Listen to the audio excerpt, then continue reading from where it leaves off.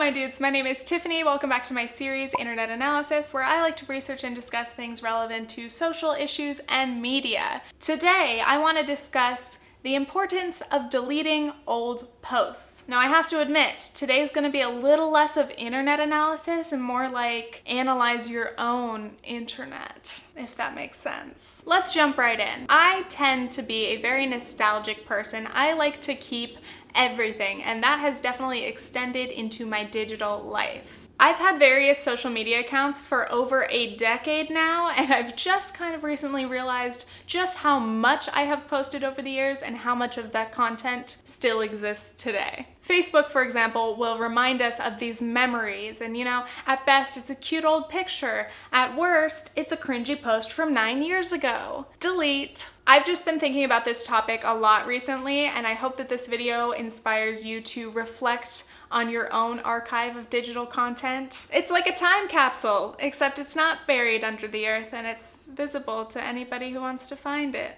So in this video, I just want to explore some of my old posts and profiles and why I think it's important to clean out and delete a lot of old posts. And then later in this video, I'm going to talk about some of the potential consequences of old posts resurfacing. In the spirit of Halloween, I want to share a spooky story. All of your interactions, your credit card swipes, web searches, locations, likes, they're all collected in real time into a $1 trillion a year industry. Recently, I watched a documentary called The Great Hack, which explores how Cambridge Analytica illegally used Facebook data to essentially create voter profiles of a bunch of citizens in specific countries so that they could create propaganda and sway elections. They were successful in the Trump campaign and the Brexit referendum. The reason why Google and Facebook are the most powerful companies in the world is because last year data surpassed oil in value.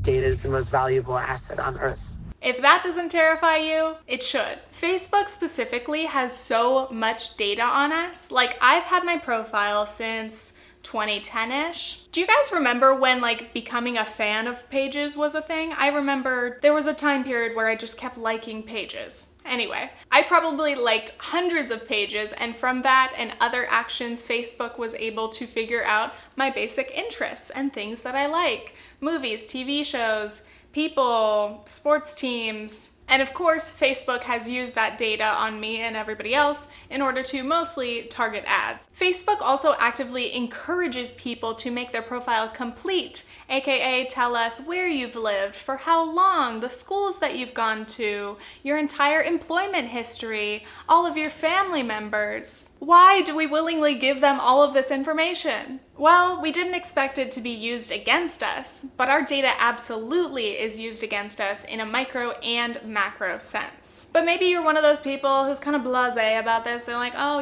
all my data, I don't really care. Use it, sell me things. We've gotten very passive in this age, honestly. So aside from the massive privacy and data issues, what else is there to be concerned about? Well, let's chat about old posts. I just turned 24, thank you.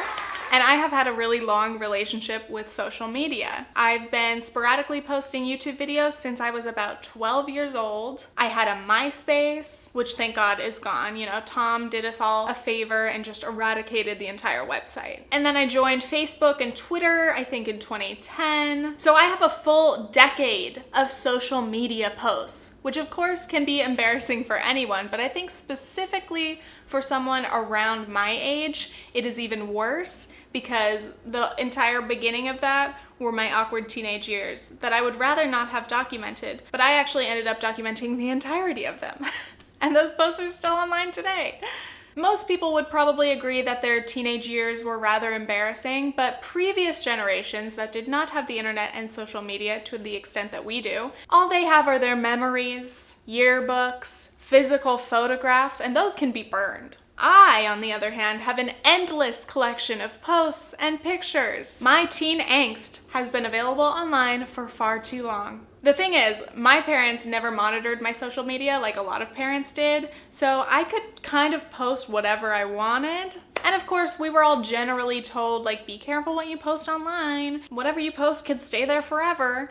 And we didn't listen, especially because I was a sassy, rebellious teen. So as I said, I joined Facebook and Twitter in 2010, and in nearly 10 years, how many times have I tweeted? How many times have I posted, commented, or liked something on Facebook?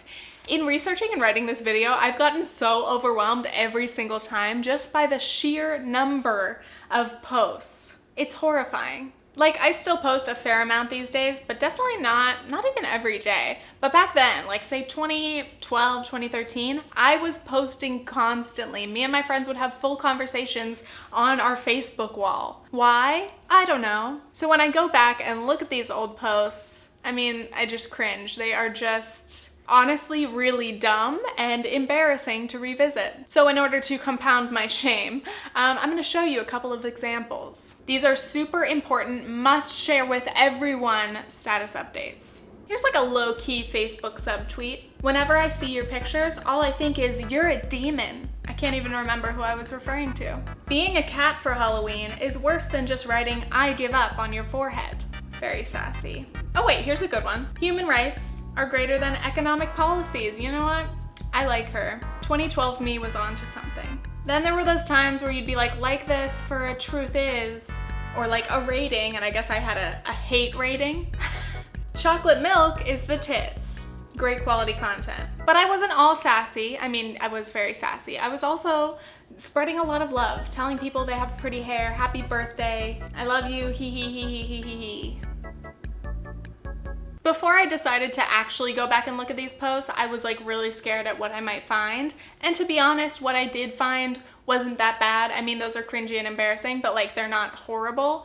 But still, I simply don't want these posts to exist anymore. And I'm a little bit horrified that they've lived online for so long. All of those completely unnecessary things have just been sitting on my profile, probably popping up as memories being sent to all my Facebook friends. That's so embarrassing. Why does Facebook do that? Anyway, if you have posted even half as much as I did over the years, you have no idea what is out there. Like, we are completely incapable of remembering all of those thoughtless things that we posted. So I strongly encourage everyone watching to go through all of your social media accounts for your own good. Later in this video, I am going to touch on cancel culture because I kind of feel like it has to be mentioned if we're talking about the idea of old posts resurfacing. Being canceled is probably everyone's worst nightmare, but it's kind of an extreme consequence. But more likely, an old post could harm you professionally, like maybe your colleges look you up when you're applying, or an employer looks you up,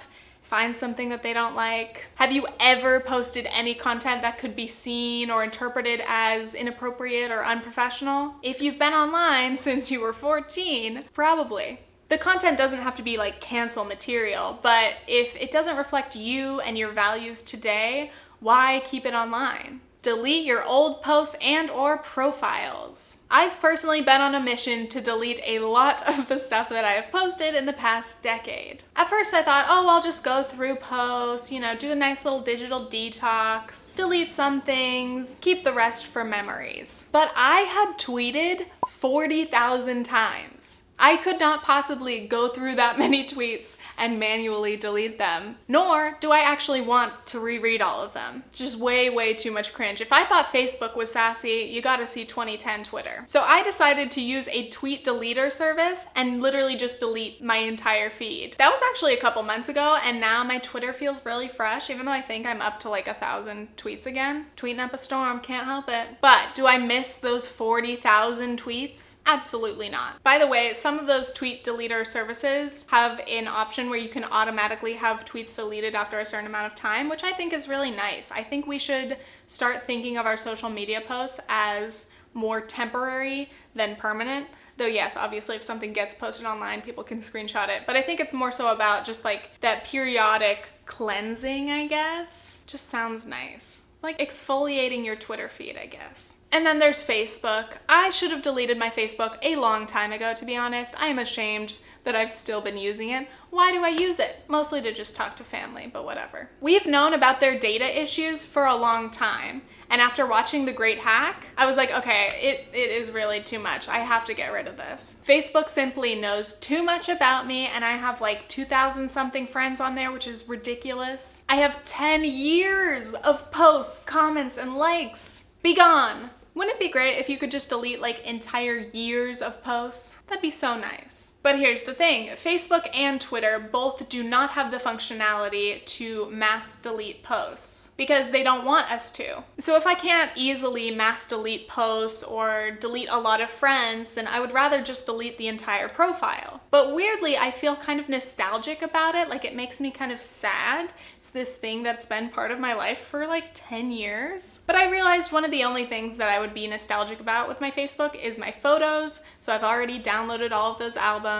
But another thing is that my Facebook is connected to other website profiles. So anytime that you've signed up to something through Facebook, if I like deleted my Facebook, I wouldn't be able to access those other websites. So I don't really know what to do about that. It's honestly really amazing how like tangled these social networks can get in our lives. Like they really don't want us to be able to delete them easily. And they make it a real pain in the ass to do so. And then there's Tumblr, which I used to use like obsessively for a couple of years. And I hadn't logged in a while. I was like, oh, maybe I'll look through my posts, see if there's anything I'd want to save or look back on. Nope. As with all of my other profiles, there's just too much to look through. And I just go, burn it. Burn it all. I mean, what am I gonna miss from Tumblr? Cringy reblogs? Bunch of pictures of Harry Styles? I can find them elsewhere, thank you. Note to self, don't hoard digital memories. Just delete it. But yeah, overall, I am just kind of amazed and overwhelmed at the amount of myself that I have shared online over these years, the sheer number of posts that I've posted. Looking back now with hindsight, I kind of almost wish that I could take it all back, like undo it. Like literally I was shitposting on Facebook, Twitter, Instagram, Tumblr from the ages of like 14 to 17. It's a lot. Definitely could have toned that down. But at the same time, I wouldn't really want to take it back because I guess like that was my way of like socializing with friends. I don't know. I'm conflicted. But the best I can do currently is my digital detox.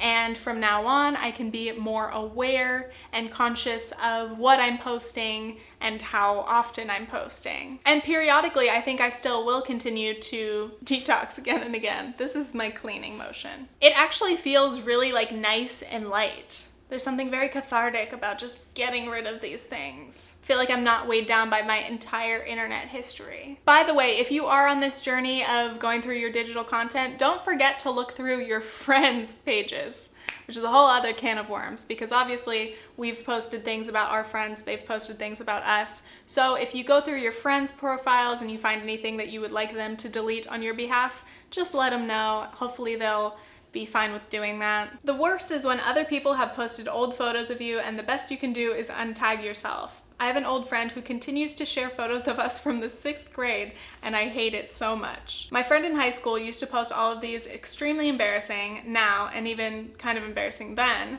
things of herself and me and all of our other friends, and they always pop up in my memories, but she won't delete them. So I untag myself, but it still exists, which is really bothersome. That's another element of this whole thing that's kind of overwhelming, is that like other people can control posts that involve you. But just the thought of like something being posted that you personally can't take down. I mean, maybe there are ways that you could ask Facebook or whatever to delete it, but anyway, try to ask nicely and then see what happens. So finally, other than old posts being just unnecessary and embarrassing, there's also a chance that old posts could ruin your life. Not to be dramatic. Let's talk about cancel culture. I could definitely make an entire dedicated 30-minute video about this, but I don't want to get into it too deeply right now. I do think it's relevant though. Basically, I think some people are canceled for things that they have said or done recently, but often people are targeted for things that they've posted online in the past. It's like politicians doing opposition research on their rivals. They'll find anything that they can to use against their opponents. In that same way, our old online posts can be weaponized against us. On Instagram, somebody sent me this story, and I think that it is a good example of this, so I'm gonna tell it really quickly. Basically, there was a guy at a football game with a sign asking people to Venmo him for beer money. Somehow he caught some attention, he ended up raising a lot of money, and then said that he would donate it to a children's hospital. Wow, what a great guy. So the media is reporting on this, and one journalist did some background research and started digging into his past and found some old problematic posts. which they ended up publishing along with the whole piece about him raising money for the hospital. But people were actually outraged at the journalist and the media outlet for publishing this. Basically, they were like, this is a good guy, he's trying to donate money to a good cause. Why are you trying to ruin his life over posts that he made when he was 16? And then people dug into the journalist's past and found some problematic posts too. So this situation obviously got pretty messy, but I just feel like it's a good example of the fact that none of us who have been posting online through our immature teen years are perfect. You could probably find some bad take if you dig deep enough into someone's social media. So quickly, here are my thoughts. First, I don't really believe in canceling people. I absolutely believe that people need to be held accountable for their actions and what they have said. They need to acknowledge their mistakes. But I think canceling has become so meaningless because it's such a reactionary response. The typical pattern of cancel culture is like immediately the mob of the internet will attack a person, threaten them, sometimes dox them, and I just don't think that that does any good. I definitely do believe though, if say you find something out about someone and you no longer want to support them, whether it's an artist or somebody that you know in real life, you have every right to want to cut yourself off from that person, distance yourself, no longer support that person. The problem with being canceled over old posts is like, really, what can a person do? And I would like to hear your responses if you have any thoughts. They can acknowledge their wrongdoing, they can offer a hopefully sincere apology, but otherwise there's not really much else they can do. They can't take back what they have said in the past. If their old posts reflect current problematic actions, that's another story. But let's say, I think like in most situations, people have actually changed and grown since whatever old post. And they can honestly say like, I don't even recognize that person. I don't know how I could have said that thing back then. That's not who I am today. I just really don't think that people should be fired or lose everything in their life just because they posted something ignorant or insensitive in the past. So in these type of situations, I've seen kind of a pattern of typical apologies, and they go something like this. I'm so sorry, this doesn't reflect who I am today. I was young, immature, ignorant. It was meant to be an edgy joke. Things were different back then. And usually people hate these reasons because they just sound like excuses. But to be honest, I think there is some truth in this reasoning. It does not excuse the past actions at all, but I do think it is important to look at these things with context. When any of these old post scandals come up, we are often judging things with a current mindset. We have our 2019 level of wokeness. So when I was originally writing this video, as I usually do, I posted it on Instagram and asked if anybody had any stories to share about, posts that they've come across on their social media that surprised them, things that they would be embarrassed about or ashamed of today. And I really appreciate your honesty as always. It's really hard to admit our mistakes and be honest about them, but in all of these messages, I saw people, recognizing their mistakes and them acknowledging how much they have actually grown as a person since then and why they know that those past behaviors were problematic and wrong and that they wouldn't repeat them today. So here are some examples. So I have a really bad story. In the Netherlands, we celebrate Sinterklaas, which is a very controversial holiday. It involves a white man, kind of like Santa Claus, but his helpers are black men from Spain. Yikes. As kids, you want to be like the little helpers because they are cute and super acrobatic. So I once dressed up as a Pete, a black little helper of Sinterklaas. This included painting my face black, red lipstick, golden earrings. It was a really bad look. At the time, it was really common, and it still is, to dress up as a Pete, although I don't agree with it anymore. The thing is, when I was 12, I posted a photo on Facebook of me with blackface, with my costume, with the caption saying the word that starts with N, cancel me now. And that story was really shocking to me for a number of reasons. I wasn't familiar with this tradition in the Netherlands, but obviously, again, with a 2019 mindset, we are so aware today that blackface is completely unacceptable and racist and that it has such a horrible history. This situation is even more complex because it is a holiday tradition, but just because something is a tradition doesn't mean that it's not racist or problematic. Black Pete is a racist caricature.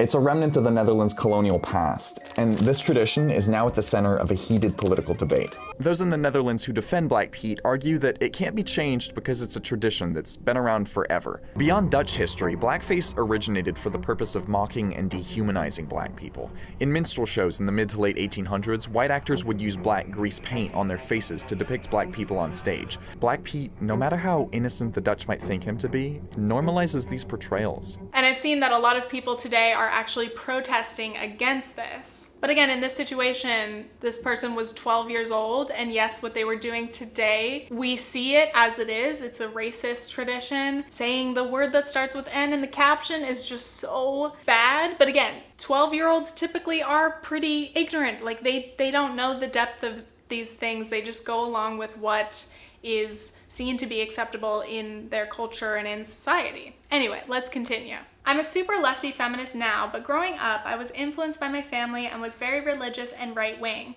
I was going through my Facebook posts and found a post from when I was 15 that compared to robbery. No one should break into your house, but that doesn't mean you don't lock your doors. I was absolutely disgusted, but also shocked at how much someone can change in a few years. It also reinforces why I don't post on social media at all anymore. In 2010, I wore a sexy Pocahontas native-inspired Halloween costume. Just cancel me already. I've 10 out of 10 deleted those photos from my Facebook, but surely someone else has some floating around somewhere. I grew up in a conservative Southern Baptist home, and Twitter became a thing right as I was starting to figure out myself what I believed, rather than just parroting my parents. I don't even remember exactly what I posted, but I was working through some ingrained homophobia, so I know I must have posted some bad takes.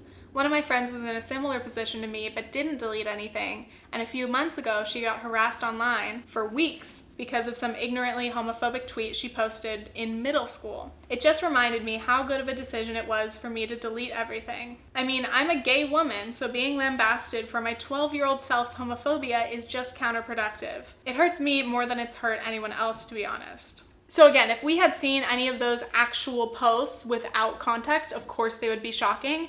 And even sometimes with context, they're still troubling. But as I said, we often look back on these things with a 2019 mindset, and also with the mindset of adults, because again, a lot of these things were posted when these people were young, and it's just true that younger people tend to not be as aware of these issues. A decade ago, things that we today acknowledge as racist, homophobic, misogynistic, insensitive, were absolutely still those things back then, but in that culture, they may have been seen as more acceptable generally. But anyway, I just want to make it clear that I do not mean to sound like an apologist for any of these behaviors. Obviously, if anyone posted any of those things today, they would be judged much differently. It would not be acceptable. But I still believe that demonizing people for their mistakes is just not helpful. And also, I think it is important to look at every situation individually with nuance, with context, and compare those old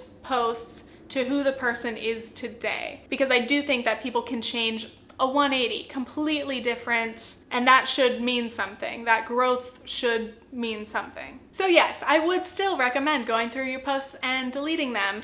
That's not just to protect yourself from something this blatantly bad coming out, though of course, if you do come across anything that bad, I would say you should delete it. Some people, when responding to me on Instagram, were kind of concerned about this idea of like hiding things, as if you're just like burying the past and not acknowledging it. And yes, I think deleting old posts like that is technically hiding those elements of your past, but I don't think people need or deserve to be publicly shamed in order to feel the weight of their past. When you're going back through your old posts, it's important to reflect on them and recognize your growth, and maybe going through your posts will make you realize that there might be some people in your life that you should reach out to. Maybe you acted or spoke in an inappropriate way to them. I got a couple messages of people saying like, I didn't even realize what I was saying around my certain friends, and now I feel bad about it. I personally don't think that, the average person needs to like post on Facebook and bring everything up that they have done wrong in the past, but it's about making things right in the present. I don't know, it's tough. Again, let me know what you guys think in terms of like what can be done after people have already posted these things. Is there any way to be forgiven or move on? Like, what's the right way to handle this? But also, those again were some of the heavier examples, and not everybody has what again I'm referring to as cancel material. Not everybody has posted like really bad things online or even said really bad things, though I think we're not all angels, we're not all perfect. But yes, those were heavy examples, so here are some lighter examples of things that you might want to delete for various reasons. I'm forever scared that my One Direction fan fiction I wrote when I was 16 and posted to Tumblr will one day ruin my chances of becoming a serious author. It's not even that everything is cancel material, but I have really embarrassing stuff online. 12-year-old me wrote and read cringy fan fiction, and I have no idea what password I used, so I can't delete my account. Low-key anxious about it, someone help.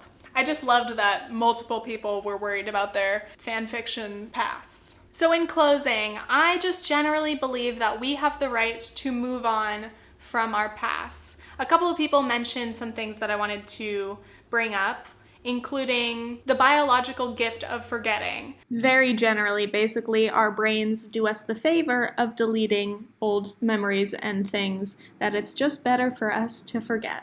And obviously with our digital lives, we don't have that same gift. If anything, it's the opposite. Basically, humans have never before had this much baggage and like memories before all of this technology. So it is very much a relatively new thing in terms of human evolution, and it's something that we have to deal with not only in terms of society and culturally and within our relationships and our reputations, but like mentally, it is pretty exhausting and overwhelming to have access to all of these pieces of memories. I also got a lot of messages of people who find it hard to look at old posts because they've gone through really dark times and they were posting really dark things, and they kind of have to relive that if they go through their old posts. So yeah, often it can be really heavy to just have those things constantly there to keep triggering us to remember certain things. Also, really quickly, I want to touch on the right to be forgotten.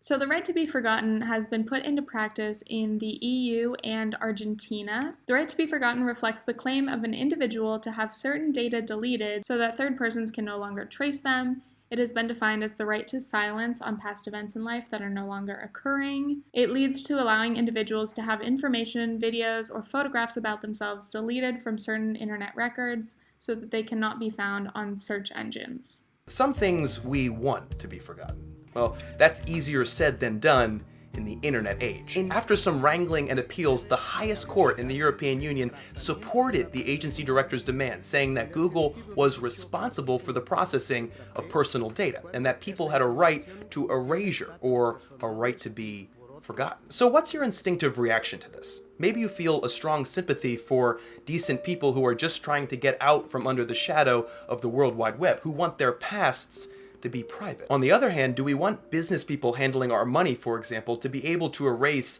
a prior bankruptcy, or a politician to delete some troubling behavior from the past? So wow, that is that. I hope you enjoyed it. Please let me know your thoughts down below, and if you do end up going through your social media, I hope you enjoy it. I hope it's not too much for you, but again, I feel good in my decision to delete a lot of these old things just because I don't need them to exist anymore. I have to change my relationship with technology and I guess my digital footprint. Anyway, that's all. Stay tuned for another internet analysis episode. Okay, thanks, bye. Oh, I forgot to say, follow me on Instagram for some mediocre pics. I've hit 20,000 followers. Wow. Such an arbitrary milestone. Also, you can follow me on Twitter for some political tweets that I'll probably delete soon. Feel empowered. I'm gonna delete everything. I'm gonna delete this video after it gets posted. No, I won't. Okay, that's all. Bye.